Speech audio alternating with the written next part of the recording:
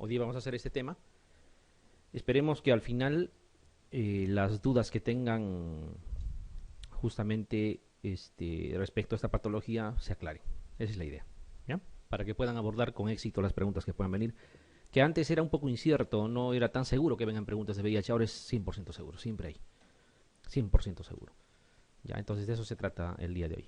A ver, vamos a ver. Primero vamos a empezar comentando acerca de la estructura del VIH, que cuando ustedes hagan una revisión en general en la literatura de vuestra preferencia, van a darse cuenta que por momentos parece o resulta en realidad algo engorroso por la cantidad de detalles anatómicos fundamentalmente de la estructura propia del virus. Sin embargo, no todo es importante y hay cosas puntuales que uno tiene que recordar porque cumplen un rol primordial tanto en la replicación como en el ingreso del virus a la célula humana. Y eso es justamente lo que pueden preguntar. Entonces, miren, cuando nosotros hablamos de la estructura del VIH es importante que empecemos así, a manera esquemática, mostrando, digamos, a grosso modo las estructuras más importantes. Es importante, si se dan cuenta, vamos de fuera hacia adentro, ¿ya? De fuera hacia adentro. Como la mayoría de virus, ¿no? Tendrá una capa lipídica en la envoltura, ¿ya? Y en esa envoltura van a existir dos estructuras que son fundamentales para que el virus pueda ingresar a la célula humana, ¿ya? Una de ellas es esta que está acá, la que están viendo, ¿ya? La que están viendo. En realidad son dos, o sea, esta prolongación, este aparato apendicular, digamos, por darle un nombre, ¿ya? Que viene a ser el GP41, es una estructura proteica. Y esta parte terminal, la parte distal de esta unidad, que viene a ser el GP120, que es otra estructura proteica también. ¿Por qué es importante recordar estas dos estructuras? Porque ambas tienen que ver con el ensamblaje, con el ingreso del virus al momento que infecta una célula humana, ¿no? Son las dos estructuras importantísimas. Ya lo vamos a ver cuando de forma tridimensional intentemos recrear el ingreso del virus en el momento del contagio. Van a darse cuenta que esas dos estructuras participan activamente. Tanto así que si hubiese alteración aquí probablemente no haya infección. ¿Ya? Eso es importante recordar. ¿Qué estructuras también son importantes aparte de lo que se está mencionando? ¿No? Ya hemos mencionado la capa lipídica. Aquí está lo que estamos comentando. Esas prolongaciones glucoproteicas son importantes. Ambas subunidades. ¿Ya? Tenemos la matriz. Esos puntitos que están viendo ahí, ¿no? En secuencia. La matriz. Conformada por esta otra estructura proteica, el P17. ¿Ya? Y el P24, que muchas veces pedimos para situaciones de diagnóstico, ya tiene que ver con la cápside del virus, o sea, lo que está acá. Ya, con la cápside del virus. Muy bien, y la parte interna ya es lo que propiamente le da características justamente al virus del VIH. Tenemos el material genético, el genoma, que está compuesto por RNA, es un virus RNA, acuérdense, virus RNA con R de RNA, es un retrovirus, lo mismo si le quitaban el sufijo virus, queda retro, y retro también es una palabra que tiene sentido, una forma de acordarse, ¿se acuerdan? Ya, y cumple también aquí.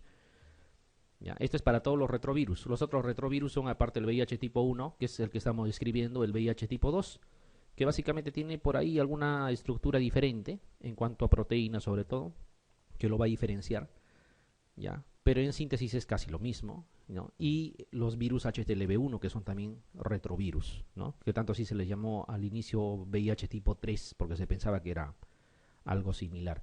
E incluso se comparte características de formas de infección, por ejemplo, ¿no?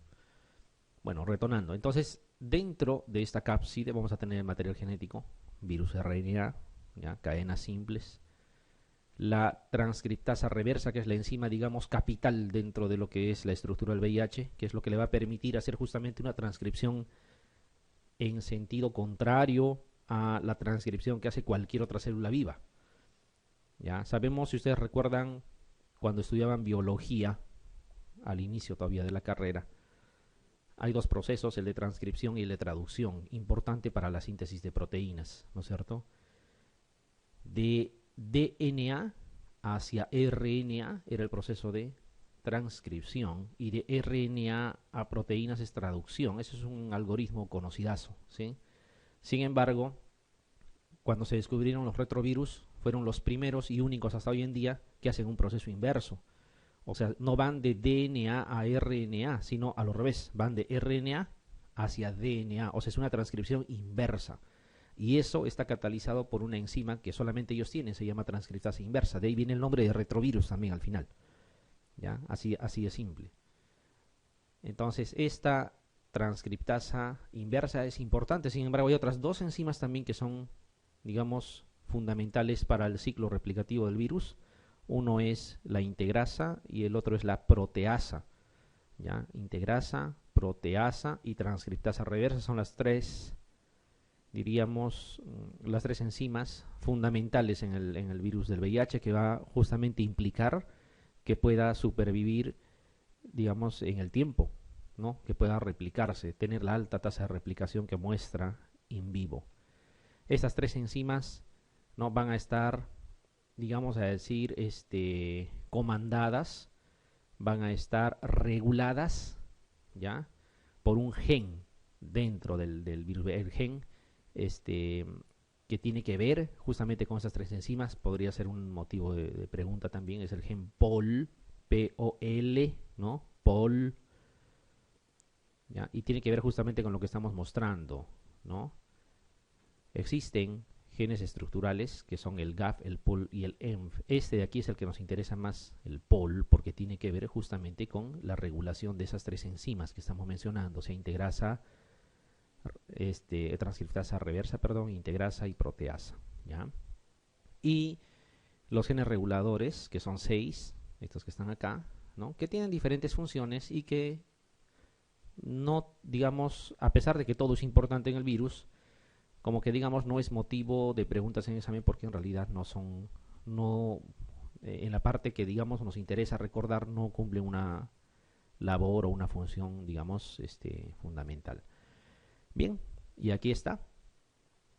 Quizá les puedan preguntar cuántos son los genes estructurales. Son 3. No se olviden que hay 6 genes reguladores. El gen POL es el que tiene que ver con las enzimas, ¿ya? Y al ingreso de la partícula viral al organismo, a la célula humana, tiene que ver mucho estas dos estructuras, el GP120 y el GP41.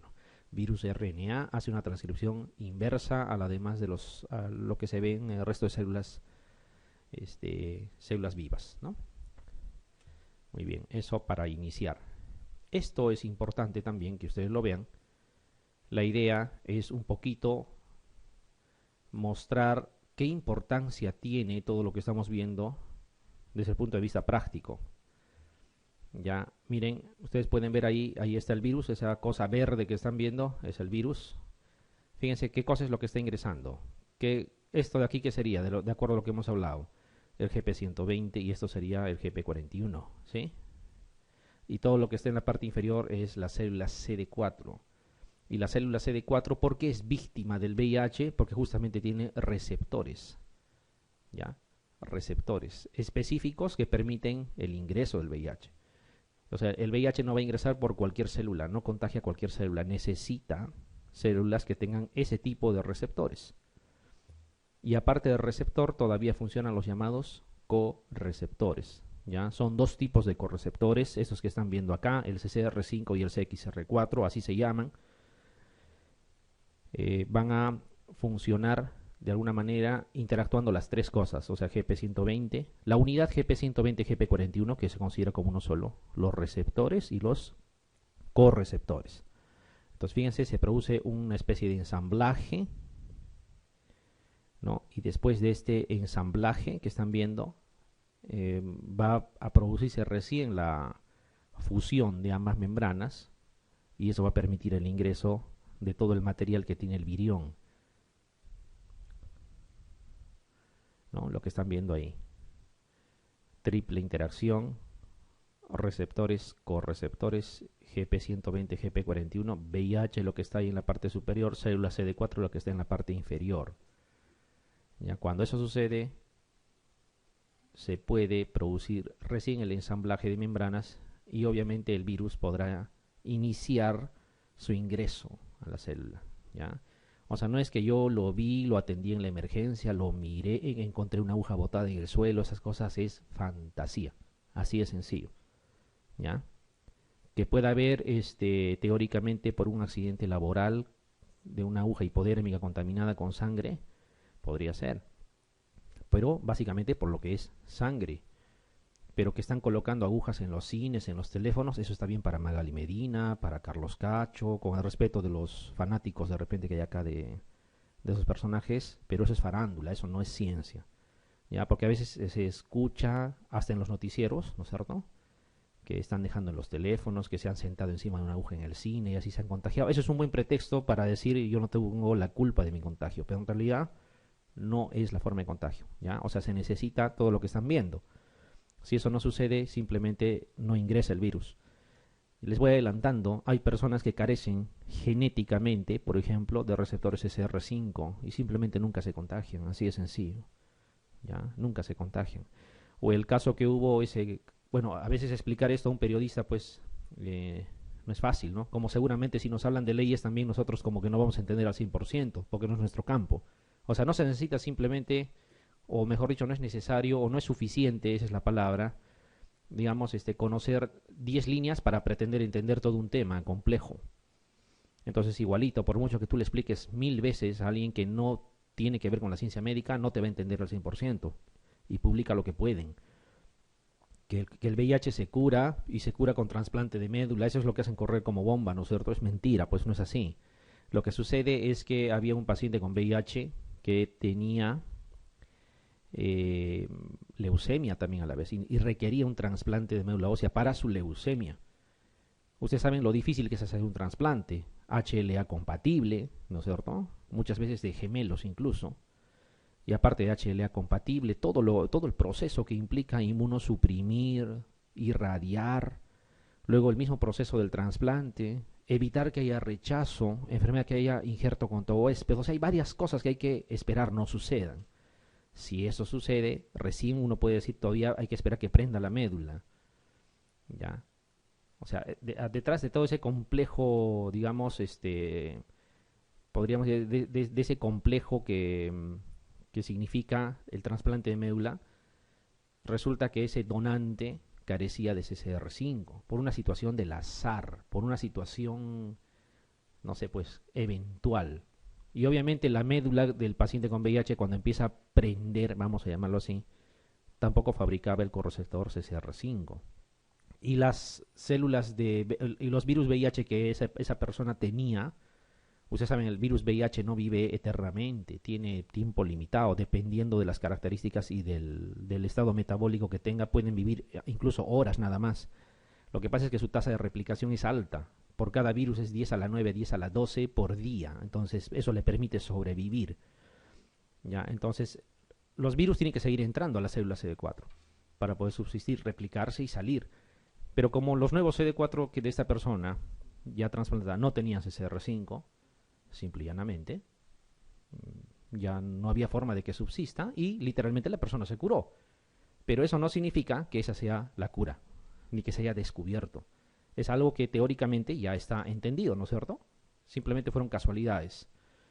Ya, entonces, si la cura al problema estamos esperando, no va a ser todavía por esa vía. O sea, habrá otras formas de repente de evitar. Se entiende el mecanismo, ¿sí? El mecanismo, cómo puede ingresar. Ahora, miren este esquema, acá. En este esquema pueden ver lo mismo que hemos visto. La parte superior vendría a ser la parte, digamos, distal de un virus VIH. Ahí está el GP41, el GP120, ¿no? Ahí está el CD4 y los correceptores, CCR5 y CXR4, cualquiera de los dos. Ya el que más participa es el primero y está presente en más células, este otro es más limitado, pero también juega un rol importante. De esa triple interacción recién se puede decir que va a existir la posibilidad de que ingrese el virus. O sea, es un fenómeno más o menos complejo, ¿ya? Entonces les voy adelantando algo. No es lógico pensar que las zonas donde puede ingresar el VIH van a estar directamente en relación a las zonas donde el humano tenga este tipo de estructuras, o sea, receptores, correceptores, ¿sí o no?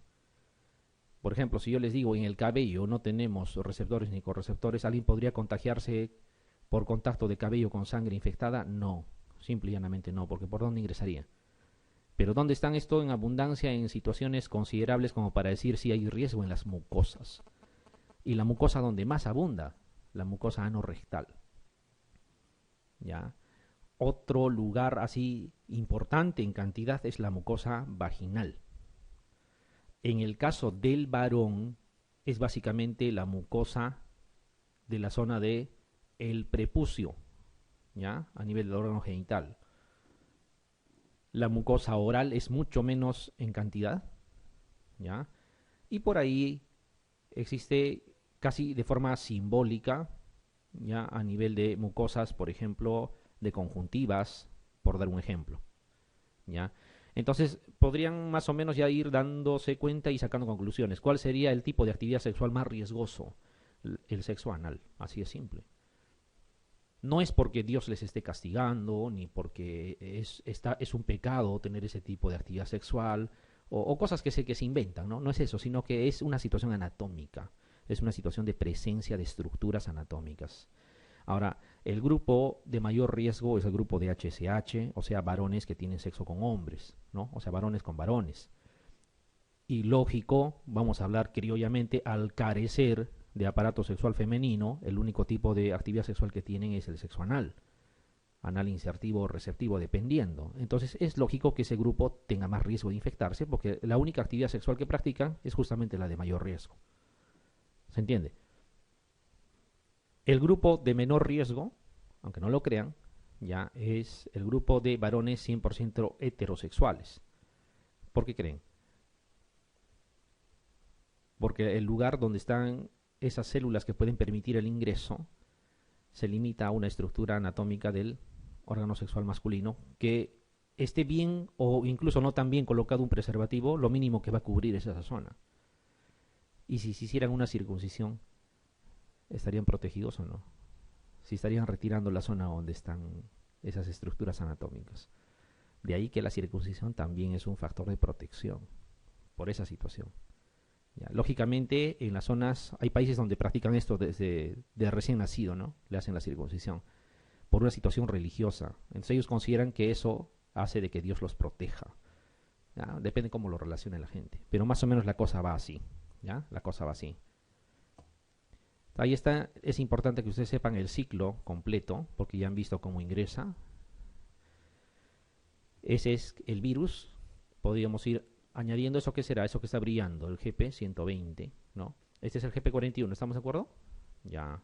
Esto de aquí, los receptores, y estas estructuras, los coreceptores.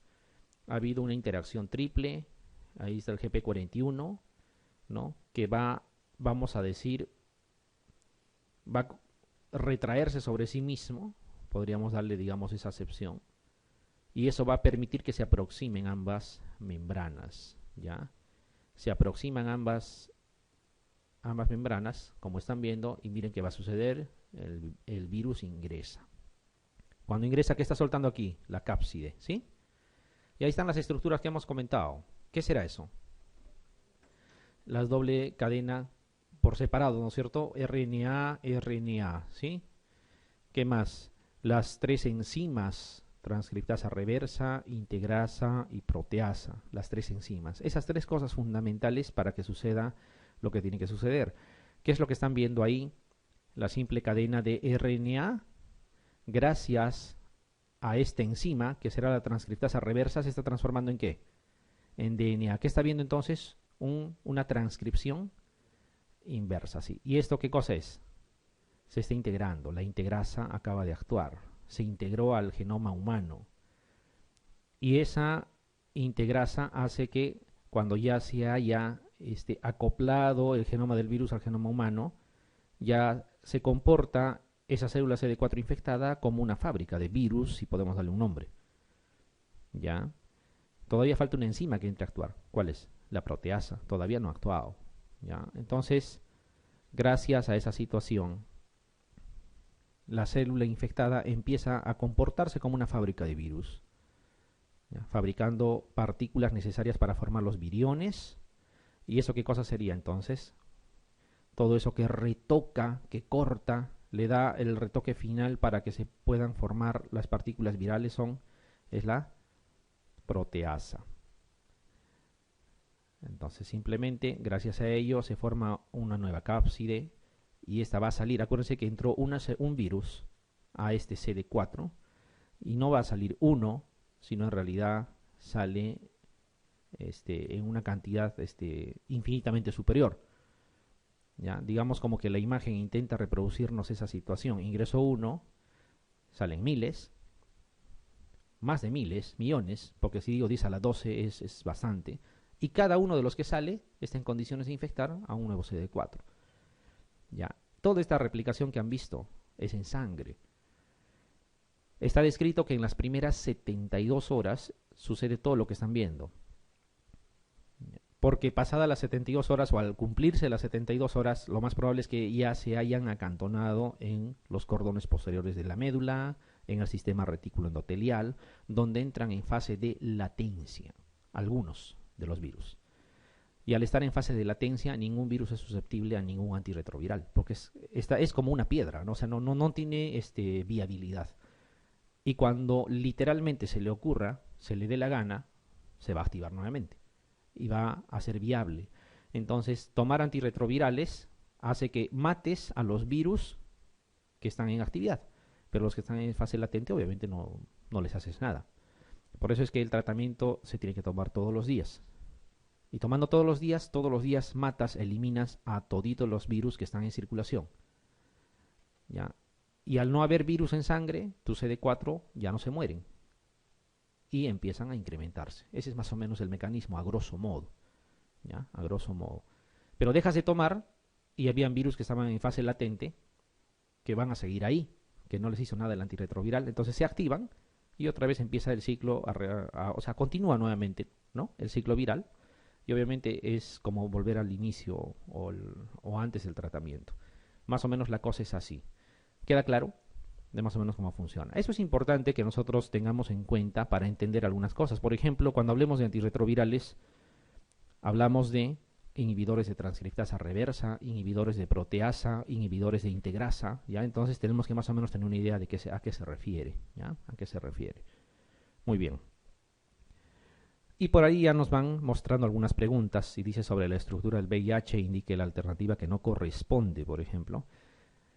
Cuando tienen ese tipo de preguntas, hay que revisar. Aquí no te piden, fíjense, una cosa es que les digan lo verdadero. Entonces basta que encuentres un verdadero, bingo, se acabó. Y esa es la alternativa. Pero aquí todo es verdadero excepto uno. Entonces hay que mirarlo con calma. Vamos a ver. Dice su genoma está compuesto por 2 cadenas idénticas de RNA. ¿Estamos de acuerdo? ¿Sí? Es RNA, no es DNA. Posee 3 genes estructurales y 6 genes reguladores. También es verdad, ¿no es cierto? Cuidado que esto cambia, que les pongan 3 genes reguladores y 6 genes estructurales. Hay que recordar bien, o sea, porque a veces nos hacen ese cambio y uno puede equivocarse. Pero está bien, esta alternativa está bien. Dice el GP41. ¿Se ubican dónde está el GP41? ¿Ya? Se ubica a nivel del núcleo, dice. Veremos. Ya, veremos, porque el GP41 hasta donde hemos visto está junto con el GP120 en la parte de fuera, ¿no es cierto? En la envoltura, que participa incluso en el ensamblaje, entonces en el núcleo no puede estar. La proteína P24 forma parte de la cápside, sí, eso sí es verdad, y el gen POL regula las enzimas transcriptasa reversa o inversa, que es lo mismo, integrasa y proteasa. ¿Cuál sería la alternativa que no está bien? Que el GP41 se ubique en el núcleo, y no se ubica en el núcleo, obviamente. La pregunta es sencilla, ¿ya? Pero siempre hay que darle un vistazo, ¿no?, a la parte inicial para poder estar seguros de lo que estamos eligiendo como alternativa. Esta de acá dice la primera interacción entre el VIH y las células humanas al momento de la infección. ¿Cuál es? Transcripción reversa. Ese fenómeno sí se da, pero no es al inicio, es ya cuando el virus ha ingresado, ¿sí? Interacción CCR5 con receptores CD4. ¿Ya? O sea, el CCR5 interaccionan con el VIH o con el receptor CD4. Es básicamente con el VIH, ¿no? Si se han dado cuenta. O sea, con el GP41, con el GP120. Entre receptor y correceptor no hay una interacción. Ambos interaccionan con el virus. Unión GP120 con receptores CD4, eso está mucho mejor. ¿sí? El otro dice unión GP41 con GP120, ya están unidos hace tiempo, forman parte de una sola unidad. Y el otro es interacción entre correceptores, o sea, CCR4 o CXR4 con CCR5. Tampoco es cierto. ¿Qué es lo real? Que haya unión GP120 con receptores CD4 es lo primero que sucede. Luego participan los dos correceptores e ingresa. ¿Queda claro, no? Ya, muy bien. Esto que está aquí, ahora sí se puede entender, ya, porque es exactamente lo mismo que hemos mencionado. Solamente queremos que se ubiquen en lo que hemos dicho. Ahí está el virus, ¿sí? Se supone que de la interacción GP120, GP41 con el receptor de CD4 y con los receptores CCR5 y CXR4, aquí está la triple interacción, permite el ingreso. Ahí está el RN viral, ¿no? Cadena simple. Gracias a la transcriptasa inversa se va a transformar en DNA, ¿sí? El DNA es captado por, vamos a decir, por el genoma humano, y gracias a la integrasa, ambos genomas se integran, forman uno solo, y la célula empieza a comportarse como una fábrica de virus. De ahí, fíjense que ya participó transcriptasa reversa, participó integrasa, faltaría la proteasa nada más, y la proteasa lo que hace hacer es dar esos toques finales para formar nuevos viriones y que puedan salir. Básicamente es lo mismo, si se dan cuenta, ¿ya? Básicamente es lo mismo. Bien, y las preguntas que vienen también son sencillas. Dice, permite ensamblar el genoma viral del VIH con el genoma humano al momento de la infección. ¿Cuál será? La transcriptasa reversa participa también, pero no en ese proceso, ¿no? La proteasa también es importante, pero no hace eso que está mencionando. Ribonucleasa, hidroxilasa no son enzimas, digamos, que estén descritas para este tipo de fenómeno. Nos queda la integrasa, y es verdad que justamente la integrasa es el que permite, o la enzima que permite el ensamblaje. ¿Todos estamos de acuerdo? Muy bien. Ahí está lo que les comentaba, ¿ya? Lo que les comentaba, hablar de circuncisión y VIH. Obviamente, ¿por qué es que nos puede proteger? Porque en esta zona, ¿ya? Es donde existen estas estructuras, en mayor cantidad, o en cantidad mínima suficiente como para permitir una infección, ¿ya? Entonces, ¿qué va a suceder? Al retirar esa zona, están retirando, vamos a llamar así, las puertas de entrada, ¿sí? Las puertas de entrada. Y eso permitirá de que obviamente el varón quede protegido. La pregunta es, ¿protegerá a la mujer? Para la infección, ¿qué se necesita? Pero nuestros propios CD4, nuestros propios correceptores, no tiene que ver de los demás. Entonces, la mujer sigue con sus propios, en igual número de cantidad de receptores, de correceptores, etc. Entonces no le va a proteger. O sea, ¿a quién le protege la circuncisión? Al varón que se hace la circuncisión, justamente. ¿Ya? No protege a más. ¿Ya? No protege a más. Bien. Recuerdan que comentamos al inicio de que en gran cantidad estas estructuras estaban fundamentalmente a nivel de la mucosa no rectal. En frecuencia le seguía la mucosa vaginal, y diríamos, entre comillas, en tercer lugar estaba justamente esta zona del prepucio. ¿Ya? Después viene la mucosa oral. ¿Ya? Entonces, para las situaciones de varones 100% heterosexuales, obviamente casi la única puerta de entrada vendría a ser esta zona. Si tú la retiras, obviamente disminuyes las posibilidades de infección, ¿ya? Ahora, ¿podría ser que una persona circuncidada todavía esté en riesgo, sí o no? Claro, puede haber variantes anatómicas que hagan que esas estructuras no estén exactamente ahí, sino de repente unos cuantos centímetros más. O sea, no hay forma de saberlo exactamente, pero sí, en estadística, obviamente va a disminuir, en cantidad va a disminuir, ¿ya? No significa que ese debe de ser el mecanismo de protección. O sea, no confundamos dos cosas diferentes. De que protege, sí, pero no significa que ahí está la solución y eso debe de hacerse y con eso se soluciona el problema. Tampoco es así, ¿ya? Tampoco es así. Por eso es que este tipo de protección está limitado para varones heterosexuales, ¿ya? Para varones heterosexuales, no dice para HSH, varones heterosexuales. Porque si esta persona, por muy circuncidada que esté, practica, por ejemplo, sexo anal, obviamente persiste el riesgo. ¿Sí? Y si practica sexo anal receptivo, con mayor razón. Porque a nivel de su mucosa no rectal sigue teniendo la misma cantidad de estructuras que van a permitir el ingreso del VIH. Bien, entonces a ver, démosle un poquito de sustento a esto que estamos comentando, ¿ya? Porque siempre es importante darle sustento cuando las cosas no son del todo claras.